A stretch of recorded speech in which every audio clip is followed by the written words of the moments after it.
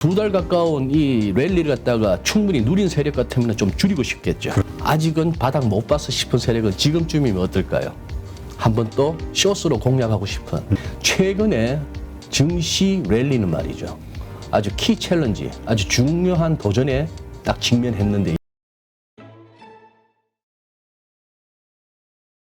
네, 오늘 모신 분은 GFM 투자연구소 이진우 소장님입니다. 안녕하세요. 네, 안녕하세요, 임 대표님. 네. 네. 지난번에 정말 많은 분들이 우리 소장님의 그 뷰를 보고 네. 탁월한 그 분석을 하셨다, 감탄을 많이 하셔가지고 아유, 네. 네. 그 진행만 주로 하시다가 가끔씩 그런 것도 좀 보여달라고 요청하시는 분들이 상당히 많으시더라고요. 감사합니다. 예. 네.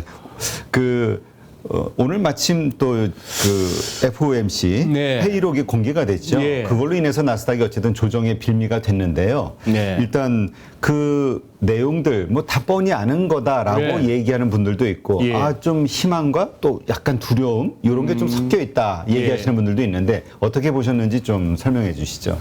네, 제가 봐서는 뭐 딱히 새로운 것은 없었습니다. 한번 이렇게 어제 이제 딱 그게 나오면서 FOMC 의사록이 공개되니까 이제 이거는 이제 제가 인포맥스에서 한 줄짜리 막 이렇게 올라오는 거 네네. 내용을 따지기 전에 그 이제 번역부터 해서 하는 건데 이런 식이죠. 뭐 제일 아래쪽에 보시면은 연준 인플레이션 위험에 매우 주의한다. 이 얘기는 늘 했던 건데 그렇죠. 여기서 이제 조금 빨간색은 제가 보기에는 약간 뭐랄까요 황소 진영에서 좀 껄끄러워할 만한 반면에 이제 녹색으로 표시한 거는 그래도 좀 시장이 기대해 볼 만한 거 아니야 하는 건데 빨간색 보시면은 향후 회의에서 금리 지속적 인상 예상 뭐 그렇지만 이것도 우리 모르던 바 아니죠. 그렇죠. 뭐 연말까지 심지어 6월달 FMC에서 점도표는 내년에도 한 2번 더 올리는 거로 돼 있는 그런 상황이고 그다음에 이제 제약적 수준 이제 리스트릭티브 이런 표현을 쓰더라고요. 뭔가 좀 제약적인 그런 수준이나 인플레 회복까지 유지한다. 요 표현은 그거 같습니다. 시장 일각에서 금리 인상 끝나자마자 얼마 안 있어서 한 뭐 반년 정도 지나면은 다시 금리 인하 과거 패턴이 그랬으니까. 그렇죠. 그런데 지금 여기서는 좀 이번에는 올라간 레벨에서 인플레가 확실히 잡힐 때까지 자기들 말로는 2% 내려올 때까지는 쭉 가겠다 이런 내용이고. 그다음 요 대목입니다. 그동안에 뭐 이런 얘기를 안 한 건 아닌데, 일반 대중이 이 통화정책에 대해서 의문을 가지면 높은 인플레이션이 고착화된다. 그렇죠. 예, 이게 이제 연준을 물러보지 말라 이 얘기죠. 그러니까 요즘 계속 연준을 믿어도 돼 더? 이런 얘기가 계속 있었으니까. 예. 뭐 저 친구들 과거 역사가 이러다가 시장 좀 부러지고 뭐 경기 침체 있고 이러면은 금방 또 버선발로 뛰어나와서 그냥 금리 인상 중단하고 금방 또 금리 내리고 파월이 몇 년 전에 그랬으니까 트럼프 그렇죠. 대통령 때 네. 그죠? 2019년 막 그때 그런 그것도 있고 해서 그러면은 안 된다 하는 건데 그 다음에 이제 요 부분이었죠. 요 긴축 정책이 자 그렇게 했는데 초록색은 이런 얘기입니다. 잘못하다가 이게 경제 성장을 좀 늦출 가능성을 인식하고 있다는 거하고 어느 시점 가서는 속도 늦추는 거 다 7월달에 들었던 얘기인데 요렇게 또 월가에서는 요렇게 또 하이라이트를 갖다 요렇게 딱 하네요. 요 첫 번째 내용이 그거죠. 어쨌거나 지금 페더럴 펀드 레이트가 뉴트럴 장기 중립금리 범위 안에 들어왔다. 뭐 요 얘기하고 그리고 많은 사람들이 너무 긴축을 많이 하는 것에 대해서 걱정을 하고 있다. 참가자들이. 그리고 언젠가는 그 속도를 늦출 것이다 했는데 이거 보시죠. 7월 FMC에서 이렇게 했습니다. 7월 FMC 이후로 어떻게 보면은 사실은 뭐 6월 중순부터 해서 지금 한 2달 정도 우리 뭐 베어마켓 랠리냐 아니냐 하면서 여기까지 왔잖아요. 그렇죠. 예. 그 계기가 됐던 것이 이 얘기였습니다. 현재 연방기금 금리 목표는 중립금리 범위다. 요 말을 갖다가 시장에서는 굉장히 반가워했던 것 같아요. 네. 그런 상황이고 어느 시점 가서는 긴축 속도를 늦추는 것이 적절할 것이다. 다 알던 내용인데도 요 두 부분이 컸죠. 그래서 이런 내용. 만약에 지금보다 더 큰 움직임도 주저하지 않겠다. 75보다 더 큰 거는 100bp인데. 그렇죠. 뭐 상황 따라서는 이런 거는 이제 좀 무시되는 그런 상황이었죠. 오죽하면 그때 레리 서머스가 그랬습니까? 현재 인플레 뭐 9% 이런 와중에 중립금리 2.5% 이 무슨 택가의 소리냐 이런 얘기였죠. 이제 그런 얘기였는데 이랬던 파월이었는데 자 어쨌거나 지금 그러고 나서 어제 CNBC는 밋밋해요. 헤드라인 보세요. 연준은 금리 인상이 좀 더 지속될 것 같고 언제까지 인플레이션이 substantially 아주 충분히 이렇게 좀 잡혔다 할 때까지 그런 얘기 뭐 밋밋한 헤드라인입니다. 그래서 이럴 때 저는 이제 제로웨지 같은 좀 까칠한 매체는 어떻게 제목을 다나 싶어서 들어가 봤어요. 근데 두 가지입니다. 그래서 금리 인상은 계속 기대되는데 예상되는데 요 리스크가 새로 언급됩니다. 연준이 말이죠. tighten more than necessary. 필요한 이상으로 너무 긴축할까 봐. 요게 이제 새로운 리스크로 언급된다는 것이었고 요 부분은 저는 개인적으로 동의가 안 됩니다. 지금 파이낸셜 컨디션 금융 여건이 이미 충분히 아주 눈에 띌 정도로 긴축되어 있다 하는데 그랬으면 증시가 이럴 수가 없었죠. 그렇죠. 뭐 심지어 저 크레딧 시장이라고 하는 약간 그 정커본드 쪽에 이런 쪽도 막 가격 올라가고 수익률 내려오고 이럴 수가 없는 거죠. 긴축이라고 하면 이 부분은 조금 그거 합니다만 또 국내에서 제가 봐서는 뭐 페드 워처로서는 이 글로벌 모니터가 최고입니다만 일단 딱 나오니까 이렇게 잡았어요. 과잉 긴축을 우려하는 그런 상황이죠. 그래서 이제 FMC 의사록에 대해서 우리 국내 언론들은 어떻게 쓰나 싶었더니 긴축 의지 재확인해서 뭐 조금 밀렸다 증시가 그런 얘기고 그래서 그런지 또 뭐 환율이 1315원에 출발했다 그런 얘기고 또 다른 또 일간지 같은 경우에는 인플레 둔화 증거 없다 이제 그거 유가가 조금 빠져서 인플레가 최근 들어서 수그러들었지만 그거 너무 믿지 말자 하는 얘기도 있었고 그렇죠. 조금만 더 보실까요? 이때가 5월 17, 19입니다.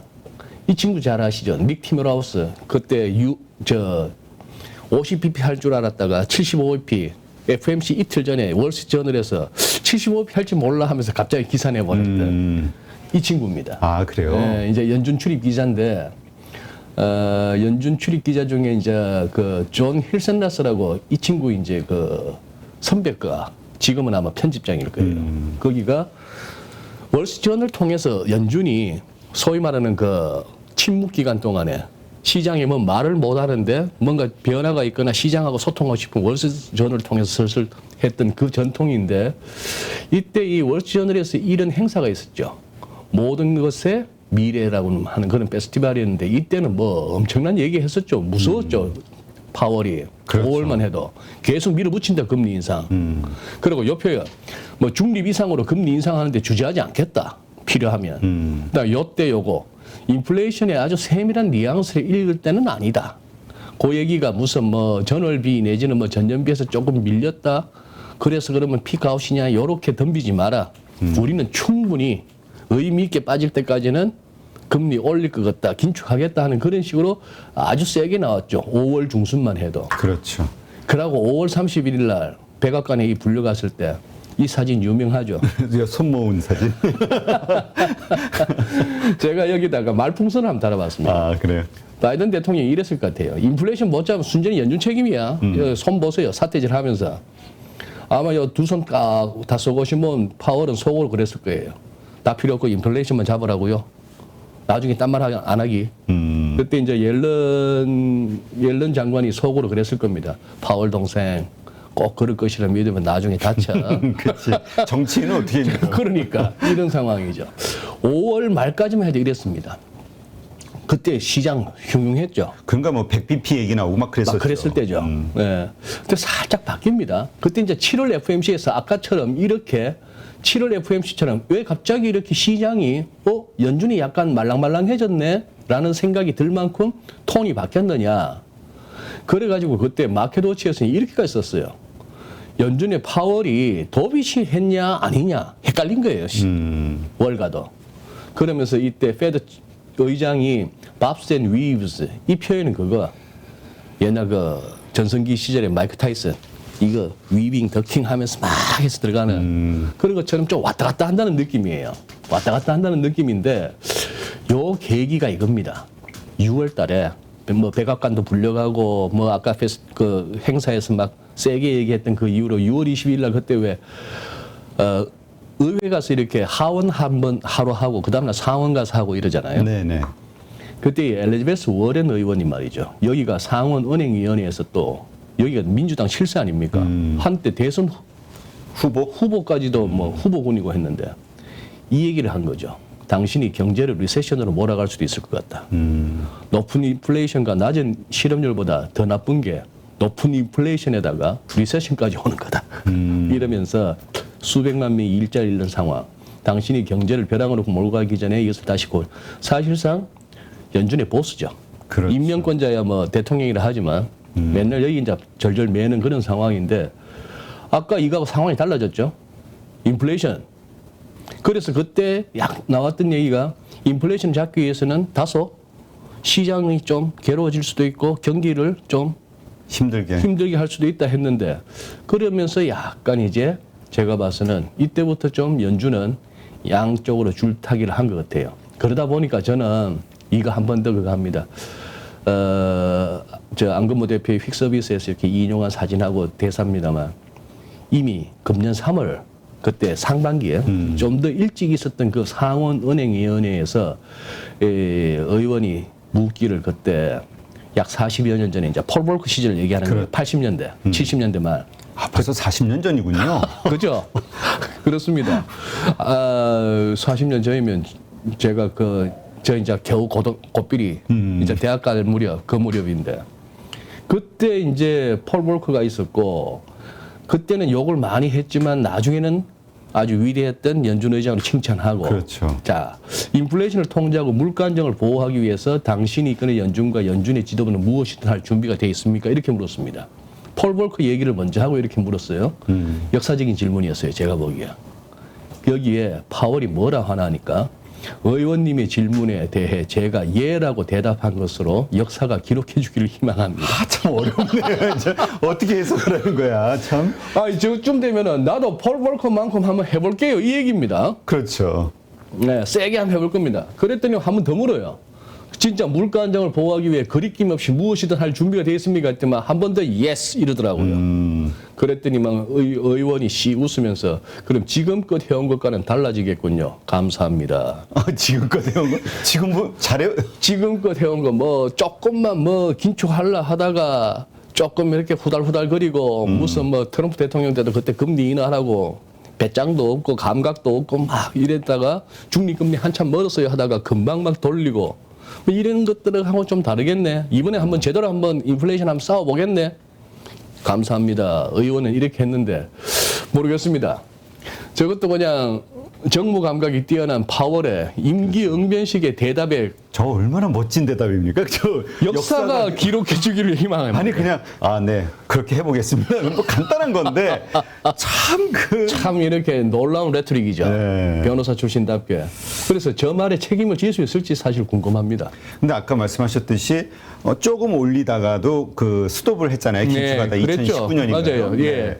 그래서 사실 이번 내년 정도쯤에는 다시 그런 일이 반복되지 않겠냐가 좀 낙관적으로 보시는 분들의 뷰란 말이죠. 그렇죠. 기대감. 예, 그런 것 같습니다. 그런 것 같은데 지금 그래서 저는 사실 이러고 나서 FOMC 의사를 읽고 나서 시장 반응이 뭐 우리 대표님도 아침부터 쭉 이 방송을 하시고 같이 대담하시고 하셨으니 다 감을 잡으셨겠지만 어제 사실 보면은 이래요. 이거부터 보세요.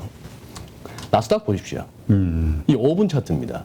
이게 어제 시작할 때는 쿵 했어요. 네. 의사를 공개도 하기 전에. 이때 제가 한 293포인트였던가 전일 대비 그 정도 빠졌었다가 의사록 나오고 나서 튀었어요. 그러고 나서 그냥 원위치에서 오히려 시작할 때보다 조금 더 밀렸습니다. 다운은 낙폭을 많이 줄였죠. 많이 줄였는데 이 표현 제가 빌렸습니다. 요즘 우리 런던 고라니 우리 김희욱 씨가 자주 쓰는 말이죠. 떨주벌팔 떨어지면 줍줍하고 올라오면 팔고 뭐 발로 셀 하이죠. 예, 그건데 여기도 5분 차트에도 적용되네요. RSI가 이렇게 과매도 국면에 오고 이렇게 해서 다이버전스 나오면은 한번 사보고 이쯤 가서 과매수 국면이다 싶고 또 다이버전스 나오면 던지고 이러니까 이 단타하는 사람들은 하루에도 몇 번씩 하죠. 그렇죠. 예. 근데 모든 개인들이 그렇게 갈 수 없는데 그래서 저는 보니까 이겁니다. 큰 그림으로 봤을 때는 나스닥은 이거 넘어가도 돼 이겁니다. 금년 들어서야 아직은 단기라고 이렇게 살짝 얘기를 해야겠죠. 단기가 될지 장기가 될지 모르니까. 이게 진정한 바닥이었다면 이거 뚫으면 그냥 이젠 올라가다 조정 이거겠고. 그렇죠. 지금 여기서 베어마켓 랠리가 이 정도에서 막히거나 조금 더 가서 절반 돌리면서 200일선에 부딪히면서 밀리면은 또 이제 새로운 게임이 되는 거고. 그런 상황인데 이미 조금 이제 과매수 국면이죠. 과매수 국면이고 요것도 보시죠. 요즘에 200일선 얘기 많이 하죠. 그 200일선이 무슨 의미가 있나요? 그게 그렇더라고요. 우리 왜 흔히 우리는 그러지 않습니까? 그냥 초단기로 그냥 5일선. 5일선이 월화수목금. 그렇죠. 5일, 10일 요 정도 보더라고요. 5일 그다음에 21선. 예. 21선을 이제 또 기술적 분석가들 사이에 주추세선 하는데 20일 같으면 거래일 기준으로 하면 한 달입니다. 그리고 이제 60일선. 그럼 뭐 120일, 뭐 이렇게 200일, 240일 그렇죠. 가는데 월가에서는 유난히 50일, 100일, 200일로 끌어서 보더라고요. 아, 그래요? 그러면서 저걸 갖다가 알고리즘 같은 데다가 입력을 하니까요. 200일선쯤 오면은 저항이 됐건 지지가 됐건 거기서는 뭔가 액션을 취하는 거예요. 이미 들고 있다가 충분히 올라와서 200일선쯤 오면 차익 실현을 하고 싶다라든지 이게 뚫리면은 추가로 매수한다든지 아니면 숏을 쳤다가도 200일선 열리면은 숏커버 하면서 손절한다든지 이런 어떤 조건들이 많이 들어가더라고요. 여기서 다른 이동평균선 다 제외하고 까만색은 S&P 500 일간 차트에다가 코로나 때 쿵 그리고 이만큼 왔다가 지금 이가 아닙니까? 200일선 한번 꺼봤더니만 상당히 이제 크리티컬한 데 왔죠. 크리티컬한 데 왔는데 이게 이 200일선을 요즘 제가 뭐 몇 주째 이 200일선 공방이 어떻게 될까 했는데 저만의 얘기가 아니고 이게 어제 저녁에 마켓워치의 기사입니다. 최근에 증시 랠리는 말이죠. 아주 키 챌린지, 아주 중요한 도전에 딱 직면했는데 이게 S&P 500 같은 경우에 200일 이동평균선을 뚫을 수 있을 것인가 말 것인가 이 얘기입니다. 사진 하나 올려놓은 것도 보세요. 길막힘. 뭐 이런 식으로 했는데 또 하나 이런 거죠. 이 RSI의 의미는 아시잖아요. RSI가 보통 이제 책에서는 70 이상이면 과매수, 30 아래는 과매도. 거기서 이제 조금 더 확신을 갖기 위해서 이제 설정을 80이나 20으로 하기도 합니다만 어쨌거나 이 과매수라고 할 만한 레벨에 올라온 게 작년 11월 12월 작년 연말 이후 처음인 거예요. 근데 실제 한번 보시죠. 보시면은 이 과매수 국면에 접어들었다라고 하면 어떤 타이밍의 문제지 결국은 밀립니다.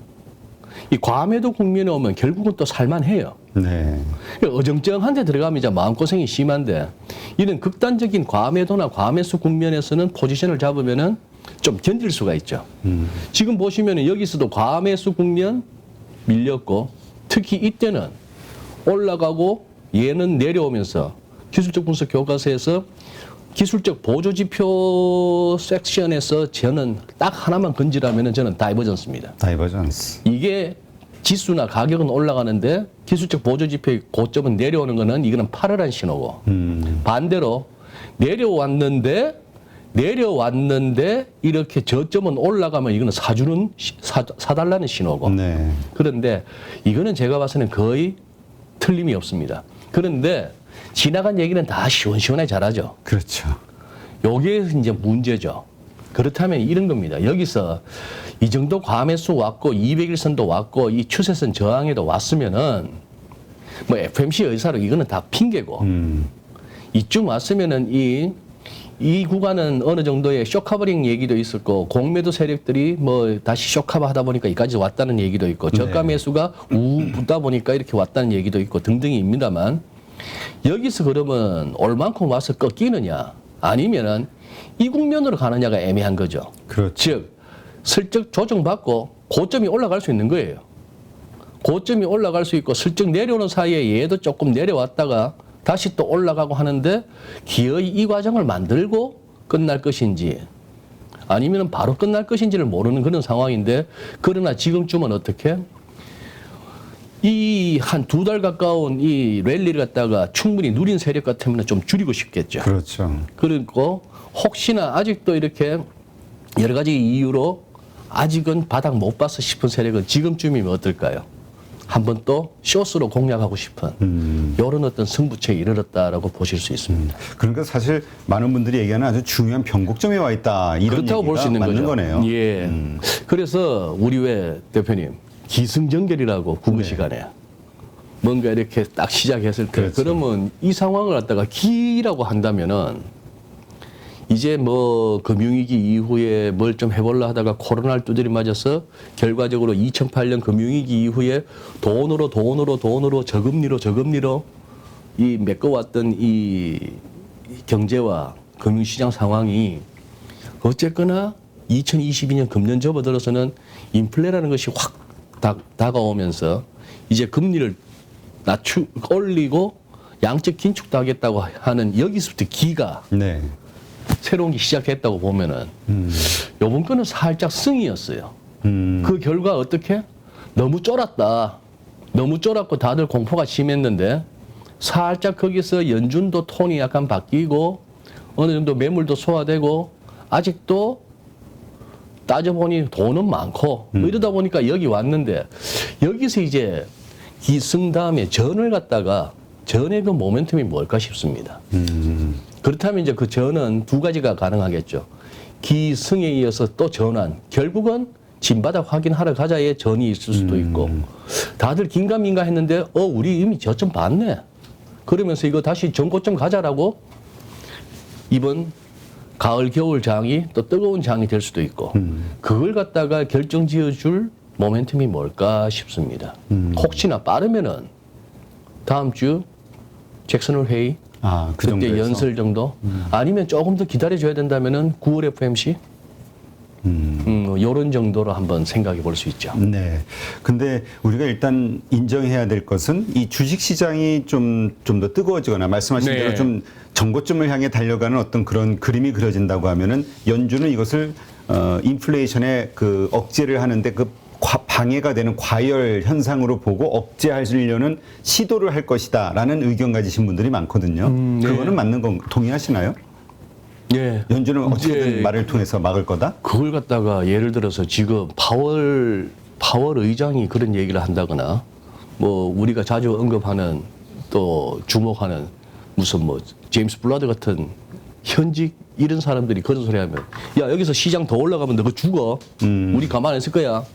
그러지 말라고 제발. 이럴 수는 없는 거 아니에요. 그렇죠. 그 역할을 해주는 사람이 윌리엄 더들리 아닙니까? 아, 그런가요? 일반 연준 위원들. 아니 저 뉴욕 연방은행 총재 했다가 지금은 퇴임해있는 전직과 현직이 그렇게 차이가 나는 거죠. 근데 현직들도 무서운 얘기 다른 연준 위원들도 많이 하던데요. 몇 명 좀 하긴 했죠. 네. 몇 명 하긴 했는데 이 사람들이 이제 좀 너무 과하다 싶으면 또 말 바뀌고 하는데 윌리엄 더들리는 이제 그런 식으로 지금 대표님 말씀하신 그래서 월가가 계속 경계하는 연준의 의중이 반영됐다. 여기서 우리가 너무 밟으면은 호루라기 불 것 같아 하는 이 어떤 그 약간의 우려는 계속 있죠. 그러나 100% 연준은 억제할 것이다라고 보기도 어렵다라고 생각하시는 건가요? 그렇다고 봐야 되는 것이 여기다가 또 복잡하고 답 안 나오는 또 정치적인 변수가 하긴 또 들어갑니다. 중간 선거가 있군요. 그렇죠. 11월에. 예. 그러니 별짓 다 하잖아요. 네. 하여튼 그러니까 중요한 건 우리 요즘 그 얘기 많이 하거든요. 눈치 보기. 네. 지금 정말 가재미가 돼가지고 눈치를 봐야 된다 이 얘기하는데 미국서부터가 이게 다 적용이 되네요. 그렇습니다. 예. 누구나 1시간 안에 200개 종목에서 좋은 종목을 고를 수 있는 그런 능력을 배양할 수 있도록 제가 도와드리려고 그렇게 하고 있습니다.